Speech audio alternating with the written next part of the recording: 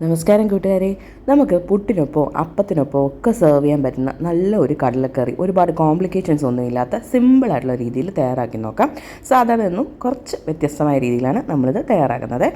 അപ്പോൾ ആദ്യമേ തന്നെ കടല വേവിക്കാനായിട്ട് കുക്കറിലോട്ട് 8 മണിക്കൂറെങ്കിലും കുതിർന്ന ഒരു കപ്പ് അളവിൽ കടലയും ഒരു ചെറിയ കഷ്ണം ഇഞ്ചി, പിന്നെ ഒരു 6-7 അല്ലി വെളുത്തുള്ളി, ഒരു മീഡിയം സൈസ് സവാള, 2 പച്ചമുളക് എന്നിവ ചേർത്തിട്ട് സ്വല്പം ഉപ്പും വെള്ളവും ചേർത്ത് നന്നായിട്ടൊന്ന് കുക്ക് ചെയ്തെടുക്കാം.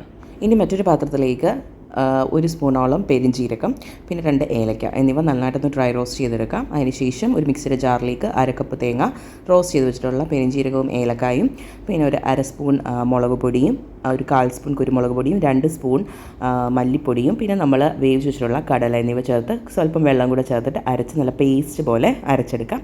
എന്നിട്ട് ഈ ഒരു അരപ്പ് നമുക്ക് നമ്മുടെ വെന്ത കടലിലേക്ക് ചേർത്ത് നന്നായിട്ട് തിളപ്പിച്ച് അവസാനം ചെറിയുള്ളിയും വറ്റൽമുളകും താളിച്ച് കഴിഞ്ഞാൽ ടേസ്റ്റി കടലക്കറി റെഡി.